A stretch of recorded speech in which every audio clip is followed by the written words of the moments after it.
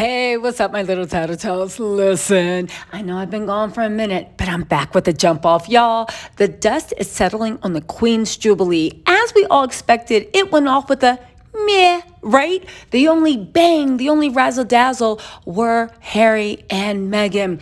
And it's been said that the royal family needs Harry and Meghan. Harry and Meghan need them. But you guys, I just actually want to put my 2 cents in and say, listen, if we can literally surmise what Harry and Meghan feel from that weekend, they are gone.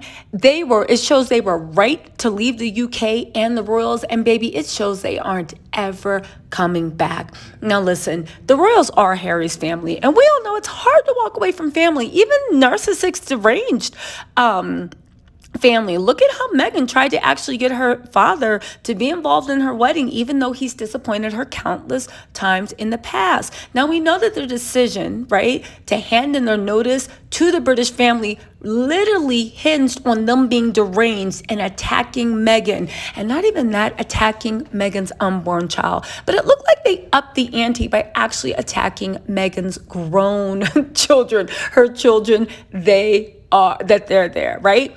So, okay, so let's just get this straight. Actually, I'm going to get this out the way. By them even setting foot on British soil, they first came up with this stupid argument about Meghan must have been furious when she heard that photographers of their Windsor meeting were forbidden, banned from the balcony for Trooping of the Colour, no shot of her at the Queen of St. Paul's, and then the final blow where there's no shot of Lilibet with her great-grandmother. Finally, the palace is playing a good hand. Listen, said Tom Bauer, who is King Charles' biographer and renowned expert in what Harry and Meghan, of course, have to be feeling. Again, the fact that they agreed at the Queen's, actually her asking, basically begging, Charles rewriting law so they could have the security that they asked for.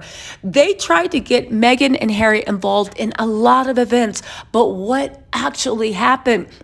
They declined. They only showed up for the event that the Queen asked them to. They did not want to be on the balcony, partly because they didn't want the tabloids selling them for clicks and bakes. They declined to be involved in all activities, but the media spent it as, oh my God, they're furious. Another thing I want to point out, nobody knows if the Queen got pictures with Lilibet. No one. As we know, Harry and the Queen play their cards close to their chest, but it wasn't over. They then handed them the private plane that they arrived on. Mind you, okay, fine, it's a private plane. It's a lot. But again, we are talking about people that have private helicopters and planes and multiple castles, and leaving a $12 million refurbished castle, basically, to go live in a 4-bedroom cottage, which I don't care what anyone says.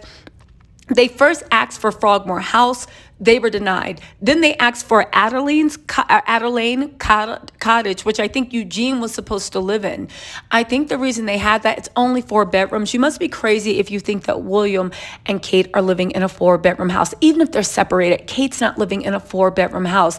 That house is literally walking distance from Frogmore Cottage. They did it so they can have an excuse for their staff to always be within walking distance, so their staff can look out the window and see if Harry and Meghan's there, so their staff can keep tabs on them. Again, I know what everybody's saying. Oh my God, they're separated. I agree, they are, but I do not think for 1 second they're living in a 4-bedroom cottage. I just don't. This is literally to keep track of them. But let's talk about the way everything they did, even though that they were the only stardust on the Jubilee. They said they arrived in a Russian oligarch-style private jet, of course, according to the Daily Mail.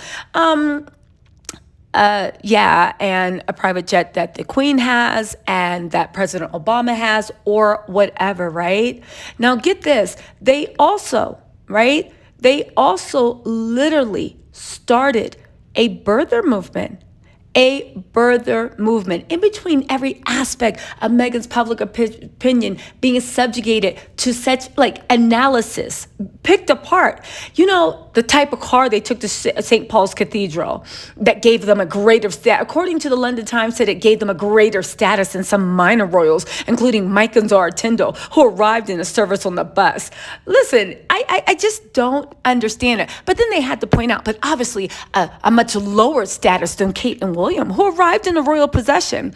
They even said, right, that they were seated. They had to squeeze past not just Beatrice and Eugene, oh no, but also other people. It was just ridiculous. But the one thing that I thought that was so weird is the birther movement about Lilibet Diana Mountbatten Windsor. It literally is. There are people that counted her teeth and wonder why she had no legs. A little girl sitting in grass with pale skin and red hair and 8 teeth. And they're which, by the way, if you watch TikTok on pandemic babies, apparently pandemic babies are literally developing so quick. They then said that she had no legs. They demanded to see her birth certificate. Don't you know they own that baby?